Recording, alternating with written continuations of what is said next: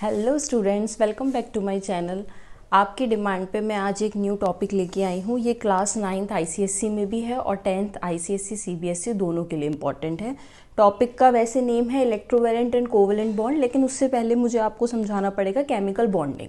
तो सबसे पहले हम ये समझते हैं, जनरली आप सबको पता है, जैसे पीरियोडिक टेबल में पढ़ते हैं कि बहुत सारे एलिमेंट्स होते हैं। तो हम उसमें से कोई एलिमेंट, जैसे फॉर एग्जाम्पल हम जानते हैं दो तरीके के एलिमेंट्स में हम मेनली क्लासीफाई करते हैं, मेटल्स और दूसरे को हम बोलते हैं नॉन मेटल्स। मेटल और नॉन मेटल एक्चुअल में होता क्या है, जैसे अगर आपके पास में कोई भी एलिमेंट है, अगर आपको उसका एटॉमिक नंबर लर्न है, वैसे आपको एटलीस्ट 30 तक एटॉमिक नंबर लर्न होने ही चाहिए for 9th and 10th also. तो मेटल का एक्चुअल में क्या है, अगर मान लीजिए आपके पास में कोई एक एक्स एलिमेंट है और उसका एटॉमिक नंबर आपके पास 11 है।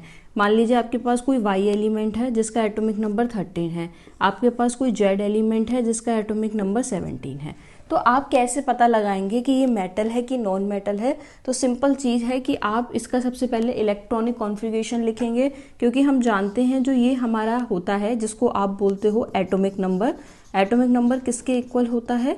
ये हमेशा इक्वल होता है नंबर ऑफ प्रोटॉन्स के, यानी एक्स में प्रोटॉन्स कितने हैं?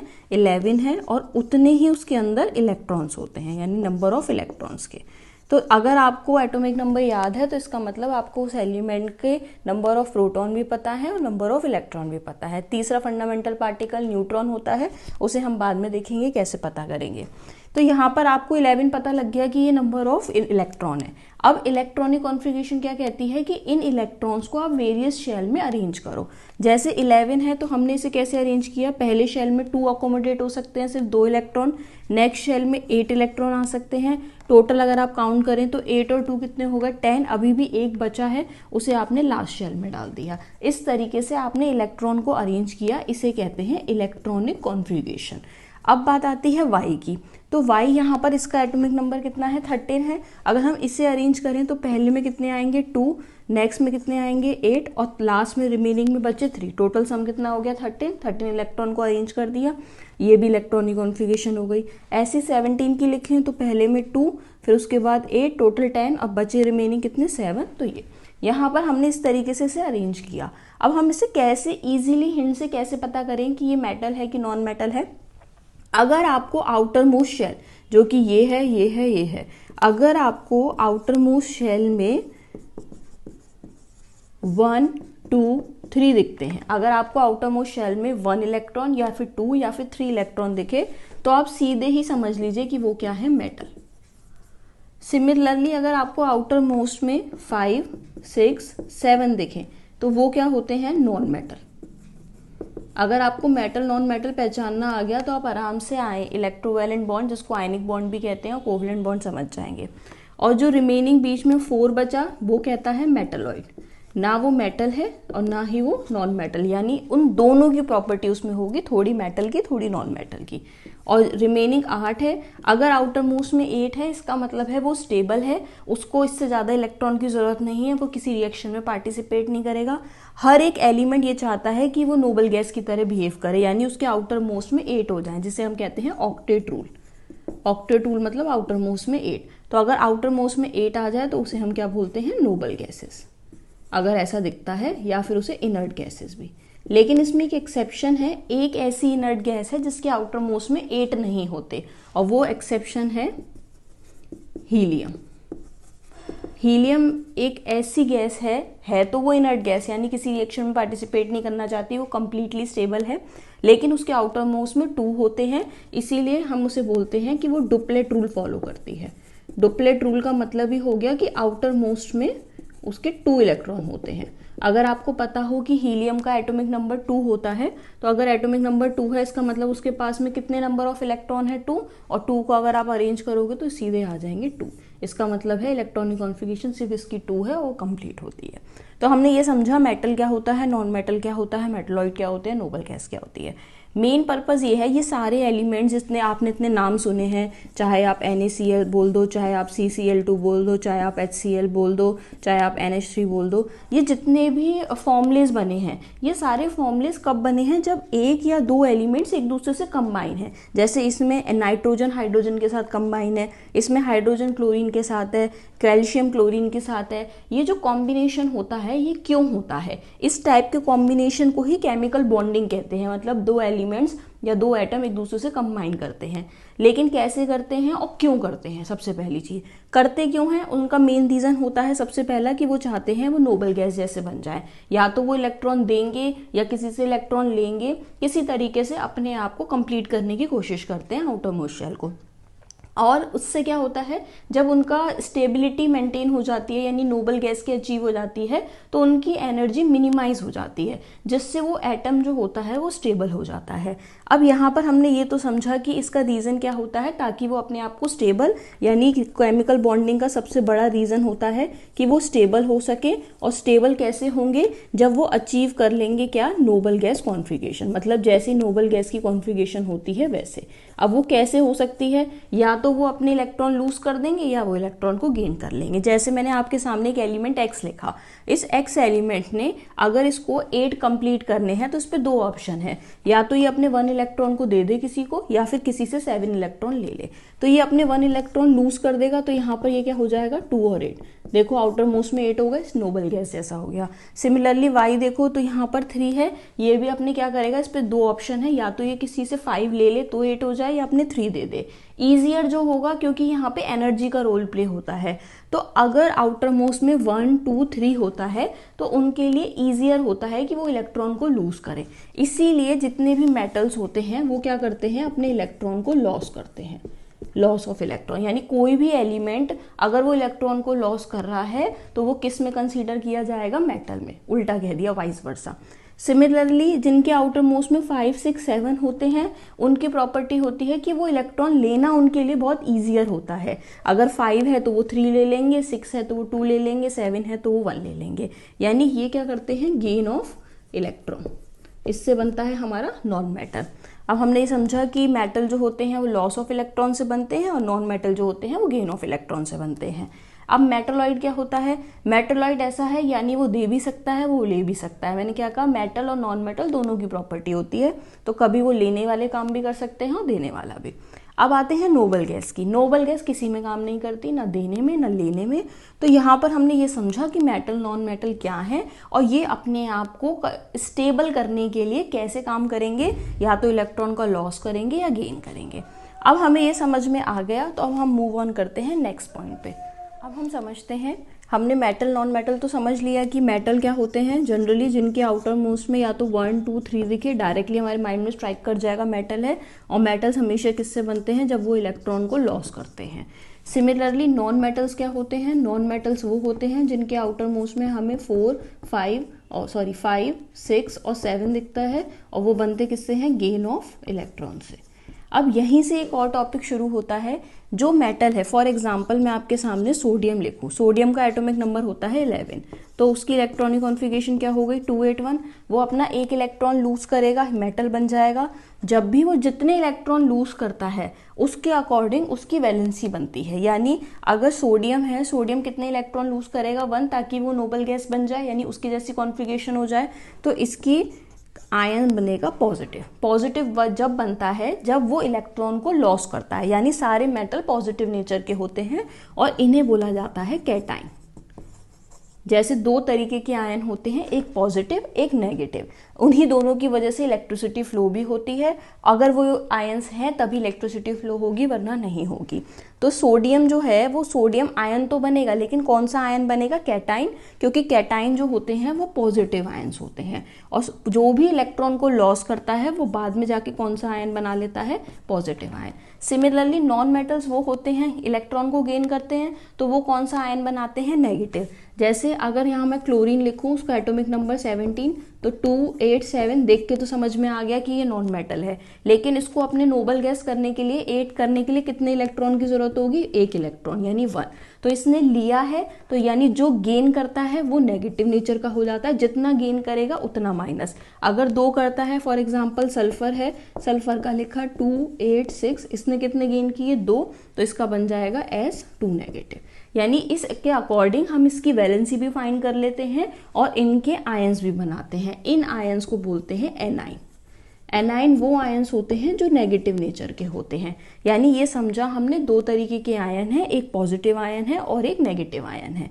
अब अगर हमें ये समझ आ गया तो अब हम आराम से समझ सकते हैं कि इलेक्ट्रोवैलेंट बॉन्ड होता क्या है, क्योंकि इलेक्ट्रोवैलेंट बॉन्ड का ही दूसरा नाम होता है आयनिक बॉन्ड।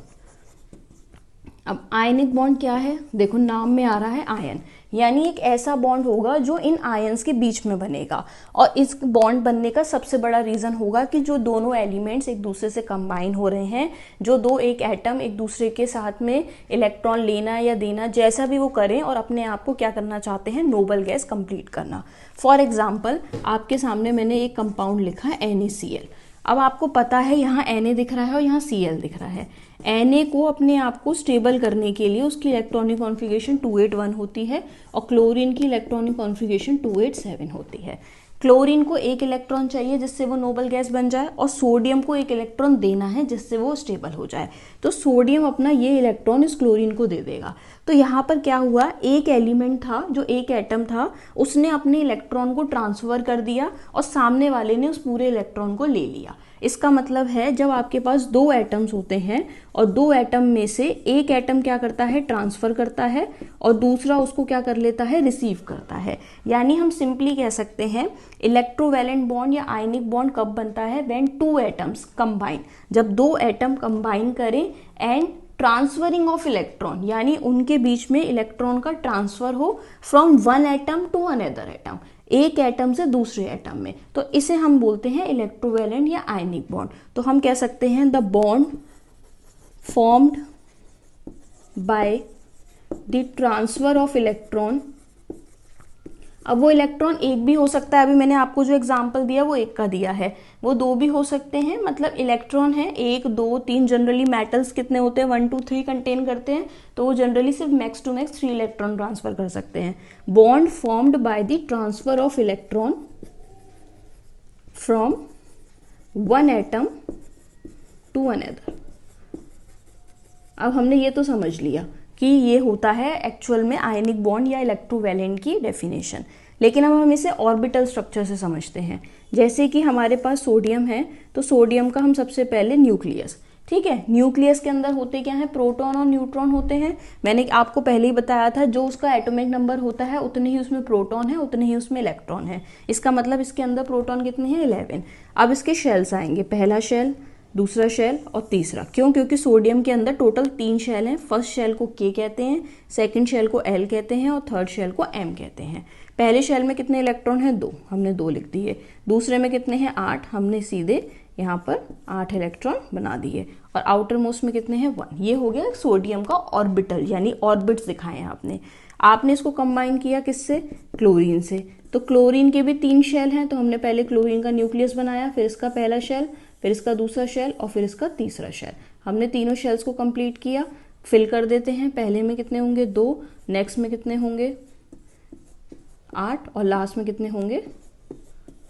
7। तो ये इसने इसको दे दिया। अब इससे क्या होगा? सोडियम ने जब दिया तो सोडियम तो बन गया पॉजिटिव नेचर का, क्योंकि जब इलेक्ट्रॉन लॉस करा जाता है और जितने लॉस किए जाएंगे उतना पॉजिटिव। और क्लोरीन क्या बन जाएगा? नेगेटिव। तो यहाँ पर आयंस हैं जो दोनों एक दूसरे के साथ फॉर्मेशन कर रहे हैं, इसीलिए इसे बोलते हैं आयनिक बॉन्ड। अब आपको ये समझ में आ गया तो मैं आपको दूसरा एग्जाम्पल देती हूँ। अब हम देखते हैं दूसरा एग्जाम्पल। दूसरे एग्जाम्पल में मैंने आपके सामने लिखा कैल्शियम क्लोराइड। अब यहाँ पर आप फिर से आपको देखना है कोई एक ऐसा एटम होना चाहिए जिसका पर्पस हो कि वो इलेक्ट्रॉन ट्रांसफर करे ताकि स्टेबल हो, और दूसरा ऐसा हो जो गेन हो। तो आपके लिए एक बहुत छोटी सी हिंट है कि जब भी आप आयनिक बॉन्ड की बात करेंगे तो आपको फॉर श्योर उसमें एक ऐसा दिखेगा जो मेटल होगा और एक ऐसा दिखेगा जो कि नॉन मेटल होगा। अगर आपको ऐसा दिख जाता है कि एक मेटल है एक नॉन मेटल है, तो आप बिना सोचे समझे समझ लीजिएगा कि ये आयनिक बॉन्ड है। जैसे मैंने आपके सामने लिखा NH3, मैंने ये भी एक एग्जांपल दिया था। तो NH3 में N है नाइट्रोजन और H है हाइड्रोजन। नाइट्रोजन के बारे में हम सब जानते हैं, नाइट्रोजन का एटॉमिक नंबर होता है 7। अगर हम इसकी इलेक्ट्रॉनिक कॉन्फ़िगरेशन लिखें तो वो होगी 2 और 5। और हाइड्रोजन 1 है, इसके बारे में हाइड्रोजन के बारे में तो अभी तक कोई भी नहीं बता पाया कि मेटल है कि नॉन मेटल, इसलिए उसे पीरियोडिक टेबल में टॉप पे रखा हुआ है, तो इसके बारे में हमें कोई नॉलेज नहीं थी। लेकिन नाइट्रोजन के बारे में हमें पता है आउटर मोस्ट में 5 है और ये क्या है, नॉन मेटल। हमने पढ़ा है आयनिक बॉन्ड जब बन सकता है जब एक दे, यानी एक मेटल हो दूसरा नॉन मेटल। तो ये जो है ये आयनिक बॉन्ड का एग्जाम्पल नहीं है। अब हम यहाँ देखते हैं क्या ये है आयनिक बॉन्ड का। सबसे पहले हमने लिखा कैल्शियम, फिर हमने लिखा क्लोरीन, दोनों 2 हैं क्लोरीन, हमने 2 क्लोरीन लिख दिए। कैल्शियम का एटॉमिक नंबर कितना होता है 20 और क्लोरीन का एटॉमिक नंबर दोनों का 70। अब हम कैल्शियम की इलेक्ट्रॉनिक कॉन्फ़िगरेशन लिखते हैं 2 8 8, अब रिमेनिंग में 2, यानी टोटल काउंट कर लीजिए 10 और 10 20 हो चुके हैं। अब क्लोरीन की लिखी 2 8 और 7, ऐसे यहाँ लिखी 2 8 और 7। अब आप देखो ये कैल्शियम को अपने आप को स्टेबल करने के लिए नोबल गैस जैसे आउटर मोस्ट में ऐड करने के लिए 2 इलेक्ट्रॉन रिमूव करने पड़ेंगे। रिमूव करेगा तो उसके बाद इस पे आ जाएगा 2 पॉजिटिव आयन अगर दे दे, पर कोई लेने वाला भी होना चाहिए जिससे ये इलेक्ट्रॉन का ट्रांसफर कर सके। तो यहाँ पर ये इलेक्ट्रॉन जो है अगर एक इसे दे दिया जाए तो ये भी हो जाएगा स्टेबल, और अगर एक इसे दे दिया जाए तो ये भी हो जाएगा। इसका मतलब हम ये कह सकते हैं ये जो 2 क्लोरीन है उसके बीच में जो कैल्शियम है, कैल्शियम के पहले में 2 इलेक्ट्रॉन, उसके बाद 8, फिर उसके बाद 8 और फिर उसके बाद में आउटर मोस्ट में कितने हो गए 2 इलेक्ट्रॉन। अब मैं इस 2 इलेक्ट्रॉन्स को ऐसे रखती हूँ, एक इधर और एक इधर। इसमें आप चाहें तो 1 2 3 4 5 6 7 8, ऐसे 1 2 3 4 5 6 7 8, ठीक है। अब ऐसे ही यहाँ साइड में 2 क्लोरीन है, क्लोरीन के पे पहले में 2 होंगे, फिर 8 होंगे और फिर 7। सिमिलरली यहाँ पहले में 2, फिर 8, फिर 7। अभी मैं सिर्फ आउटर मोस्ट मेंशन कर रही हूँ, ऐसे ही इधर भी किया 5 6 7, ठीक है। आप सारे फिल करिएगा। अब यहाँ पे एक इलेक्ट्रॉन इसे दे दिया जाए और एक इलेक्ट्रॉन इसे, इसके बाद जब आप इसका ऑर्बिट बनाओगे तो इसका ये लास्ट वाला ऑर्बिट तो गायब हो जाएगा। क्यों? क्योंकि इसके जितने भी शेल्स थे वो कंप्लीटली फिल हो गए और 2 इलेक्ट्रॉन उसने ट्रांसफर कर दिए। इस टाइप में आपको दिखा कि एक तो मेटल था और जो रिमेनिंग था वो नॉन मेटल था। तो यानी जो बॉन्ड मेटल और नॉन मेटल के बीच बनता है उसे हम कहते हैं आयनिक बॉन्ड। अब हमने आयनिक बॉन्ड समझा कि चलो कैटाइन एनाइन में बनता है, मेटल नॉन मेटल में बनता है। अब हम बात करते हैं कि कंडक्टिविटी। कंडक्टिविटी मतलब होता है इलेक्ट्रिकल कंडक्टिविटी, यानी क्या ये इलेक्ट्रिसिटी को पास करते हैं। तो आपके पास एक ग्लास में अगर आप नमक डाल दें NaCl और फिर उसमें से इलेक्ट्रिसिटी अलाउ करें तो वो आराम से पास करेगा। क्यों? क्योंकि इसके अंदर मैंने आपसे बोला था इलेक्ट्रिसिटी कंडक्ट जब हो सकती है जब उसके अंदर क्या हो, आयंस। और यहाँ पर आपको दिख रहे हैं, लेकिन ये नॉर्मल स्टेट में आयंस नहीं होते। जब तक आप इसे पानी में यानी सॉल्युबिलिटी यानी इसके आयन को तोड़ोगे नहीं तब तक नहीं दिखेंगे। तो नॉर्मली अगर आपके पास में नमक रखा हुआ है तो वो कभी भी इलेक्ट्रिसिटी कंडक्ट नहीं करेगा। लेकिन अगर आप उसको सॉल्यूशन डालते हो, यानी आप उसको किसी सॉल्यूशन में डाल के यानी किसी भी लिक्विड में डाल के मिक्सअप करोगे, तब उसके 2 आयंस बन जाएंगे, एक बनेगा Na पॉजिटिव और एक बनेगा Cl नेगेटिव। तो ये जितने भी केमिकल बॉन्डिंग में जो इलेक्ट्रोवैलेंट कंपाउंड्स से बनते हैं उन सब की इलेक्ट्रिकल कंडक्टिविटी होती है। क्यों होती है? क्योंकि वो आयंस बनाते हैं। दूसरी चीज आती है high melting point and boiling point. आपने पढ़ा होगा एक वर्ड होता है force of attraction. Force of attraction यहाँ पर 2 पॉजिटिव एक नेगेटिव है, अपोजिट है। अपोजिट चार्ज की वजह से यहाँ पे फोर्स ऑफ अट्रैक्शन बहुत ज़्यादा होता है, और फोर्स ऑफ अट्रैक्शन बहुत ज़्यादा होने की वजह से क्या होगा, आपको बहुत ज़्यादा एनर्जी प्रोवाइड करनी पड़ेगी। यानी फोर्स ऑफ अट्रैक्शन बहुत ही हाई होता है, और जब ज़्यादा फोर्स ऑफ अट्रैक्शन है, कोई 2 चीज़ें हैं बहुत स्ट्रांगली कनेक्टेड है, तो उसको ब्रेक डाउन करने के लिए हमें ज़्यादा एनर्जी प्रोवाइड करनी पड़ती है। तो यहाँ पर हमें क्या करना पड़ेगा, ज़्यादा एनर्जी देनी पड़ेगी, जिसकी वजह से इसका मेल्टिंग पॉइंट और बॉइलिंग पॉइंट दोनों ही क्या होते हैं, हाई होते हैं। तो आपको ये समझ में आ गया होगा कि आयनिक बॉन्ड में conductivity, melting point, boiling point high क्यों होता है। और सबसे इम्पॉर्टेंट, जितने भी आयनिक बॉन्ड होते हैं वो स्टेट्स में सॉलिड में होते हैं। क्यों सॉलिड होते हैं? हम 3 तरीके के मैटर जानते हैं, सॉलिड, लिक्विड, गैस। सॉलिड में फोर्स ऑफ अट्रैक्शन बहुत ज़्यादा होता है, लिक्विड में थोड़ा कम होता है, गैस में उससे भी कम होता है। तो सॉलिड यहाँ पर दोनों आयंस हैं, अपोजिट है, opposite charge attract each other, तो बहुत स्ट्रॉन्ग बॉन्ड बनता है, बहुत ज़्यादा स्ट्रॉन्ग फोर्स ऑफ अट्रैक्शन होता है, जिसकी वजह से वो किस स्टेट में एग्जिस्ट करते हैं, सॉलिड में। यानी सोडियम, मैग्नीशियम, फॉर एग्जाम्पल आपके सामने मैंने मैग्नीशियम लिखा, उसका एटॉमिक नंबर 12 होता है, तो आपने इसकी इलेक्ट्रॉनिक कॉन्फ़िगरेशन लिखी, देखते ही पहचान लिया आपने कि ये मेटल है क्योंकि आउटर मोस्ट में 2 है। इसकी वैलेंसी भी क्या होगी, इसकी वैलेंसी होगी 2, ठीक है। और ये कौन से तरीके का कैटाइन बनाएगा कि एनाइन, ये कैटाइन बनाएगा बिकॉज ऑफ पॉजिटिव 2 पॉजिटिव। अब यहाँ पर किस स्टेट में होगा, सॉलिड स्टेट में होगा। अगर इसको इससे कोई बॉन्ड बने और उसको सॉल्यूशन में डाला जाए, जैसे मैं फॉर एग्जांपल MgO बनाऊं, तो Mg क्या था, मेटल था, अभी हमने देखा। और ऑक्सीजन सबको पता है क्या होती है, नॉन मेटल है। इन दोनों के बीच में जो बॉन्ड बनेगा वो कौन सा बॉन्ड बनेगा, हमारा आयनिक बॉन्ड, जिसको इलेक्ट्रोवैलेंट भी कहते हैं। अब यहीं से हम एक और टॉपिक समझते हैं जिसे हम कहते हैं इलेक्ट्रोवैलेंसी। इलेक्ट्रोवैलेंसी क्या होता है, इलेक्ट्रोवैलेंसी मतलब जब इलेक्ट्रोवैलेंट बॉन्ड बन रहा हो तो उस टाइम जो भी एक एलिमेंट है, जो एटम ट्रांसफर कर रहा है इलेक्ट्रॉन, वो कितने करता है, यानी नंबर ऑफ इलेक्ट्रॉन जो ट्रांसफर होते हैं उसके अकॉर्डिंग इसकी इलेक्ट्रोवैलेंसी बनती है। जैसे अगर मैं आपके सामने कैल्शियम क्लोराइड लिख रही हूँ, तो कैल्शियम ने अपने 2 इलेक्ट्रॉन ट्रांसफर किए, किसको किया हमें उससे मतलब नहीं है, लेकिन कैल्शियम ने अपने टोटल 2 इलेक्ट्रॉन ट्रांसफर किए हैं, तो इसकी इलेक्ट्रोवैलेंसी हो गई 2।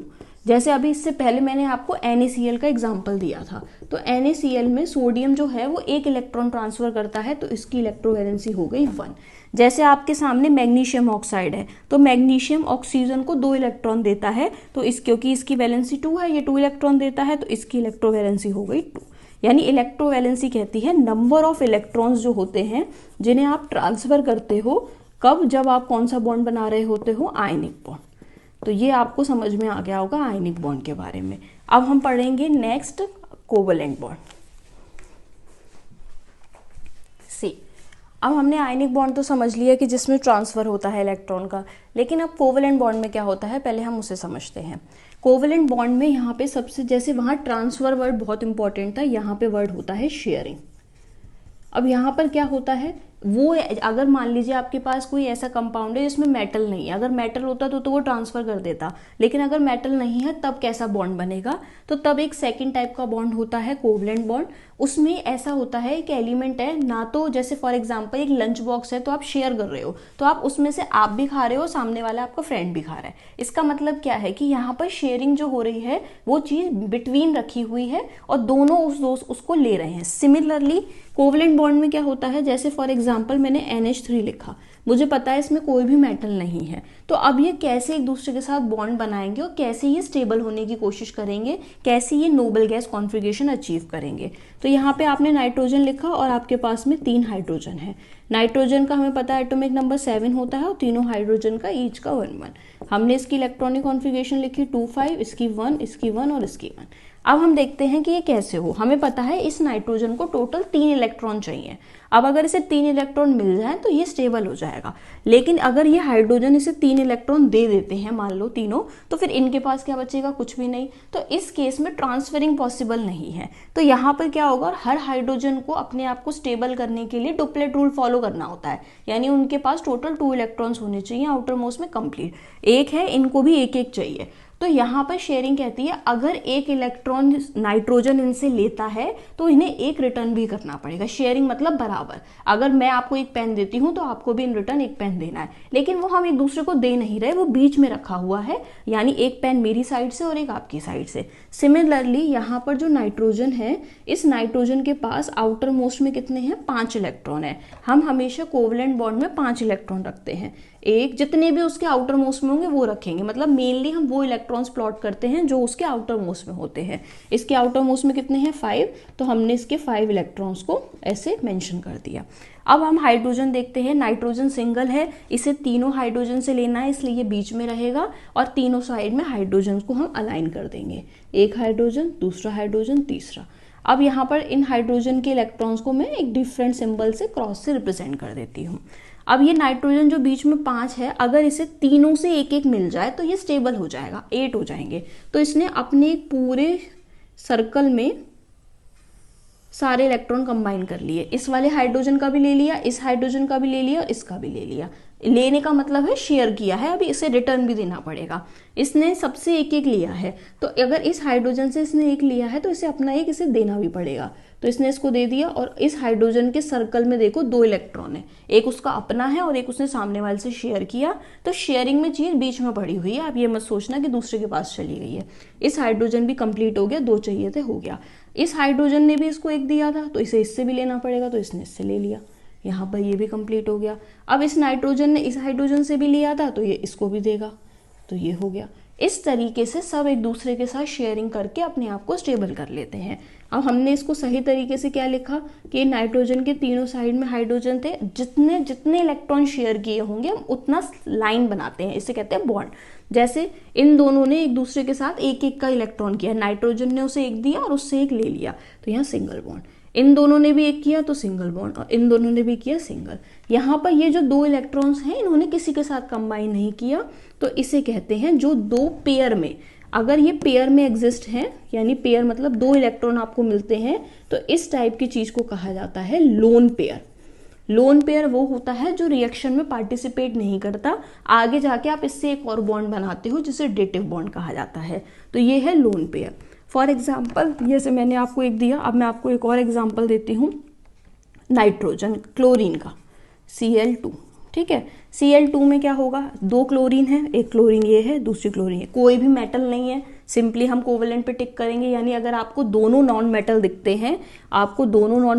हैं, तो आप सीधे किसको मान लोगे, कोवेलेंट बॉन्ड, या फिर आपको हाइड्रोजन के साथ में नॉन मेटल दिखता है, क्योंकि hydrogen most of the time क्या करता है, शेयरिंग में पार्टिसिपेट करता है।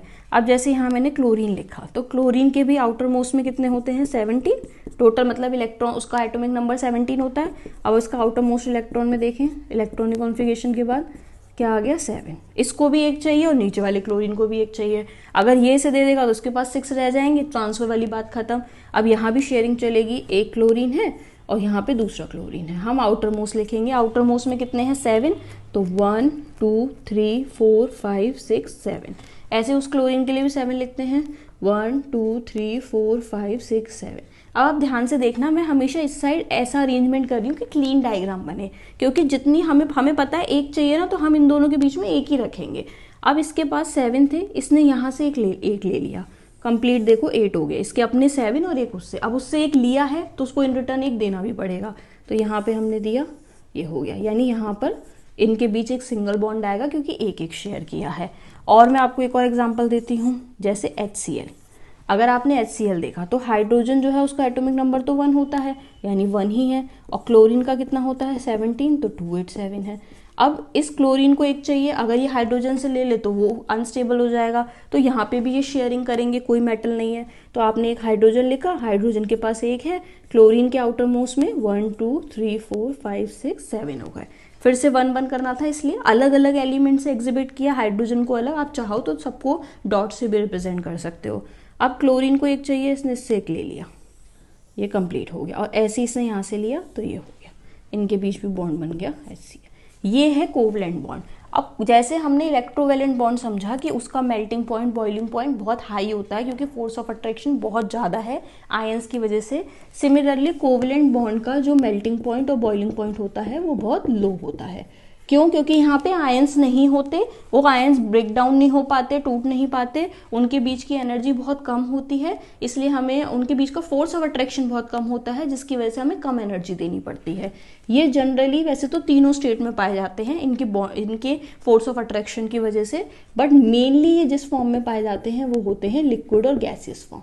जैसे गैसेस में तो आपने बहुत सारे पढ़ी हुई है, क्लोरीन गैस पढ़ी है, ऑक्सीजन पढ़ी है, नाइट्रोजन, यानी जो भी आपको गैस दिखती है आप अपने आप समझ जाइएगा कि नॉन मेटल है। आपने क्लोरीन, नाइट्रोजन, हाइड्रोजन, ये सब क्या है आपके नॉन मेटल, यानी गैसियस फॉर्म है, कोवलेंट बॉन्ड है। उसके बाद में कंडक्टिविटी किसकी वजह से होती है? आयंस की वजह से। जब इसमें आयंस ही नहीं है तो कंडक्टिविटी कैसे होगी? ठीक है, तो ये कुछ टॉपिक हैं। इसके साथ यहाँ आता है कोवैलेंसी। जैसे हमने इलेक्ट्रोवैलेंसी समझा, इलेक्ट्रोवैलेंसी में क्या था, कितने इलेक्ट्रॉन ट्रांसफर कर रहा है एक मेटल ताकि वो इलेक्ट्रोवैलेंट बॉन्ड कंप्लीट कर सके। सिमिलरली यहाँ पर है कितने इलेक्ट्रॉन शेयर कर रहा है।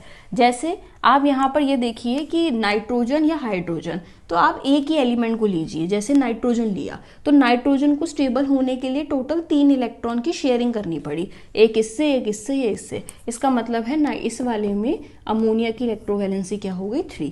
जैसे यहाँ क्लोरीन है तो इन दोनों ने एक दूसरे के साथ कितने इलेक्ट्रॉन शेयर किए 1, तो इसकी इलेक्ट्रोवैलेंसी हो गई 1। आप एक ही को कंसीडर करोगे, जहाँ पे मैंने नाइट्रोजन को लिया तो हाइड्रोजन नहीं लिया, क्लोरीन दोनों में से कोई भी एक लिया, HCl में से या तो H ले लो या Cl को कंसीडर कर लो, H है, H ने भी एक की शेयरिंग की तो इसकी भी कोवैलेंसी हो गई 1। इसका मतलब होता है number of electrons takes place in sharing, कितने शेयरिंग में काम किए, ये हो गई कोवैलेंसी। आपके दोनों टॉपिक कंप्लीट हो चुके हैं, इलेक्ट्रोवैलेंट, कोवैलेंट। अगर आपको और किसी टॉपिक में डाउट हो तो आप मुझे कमेंट करिए कमेंट बॉक्स में, मैं आपके लिए वो वीडियो भी ले आऊँगी। Thank you so much.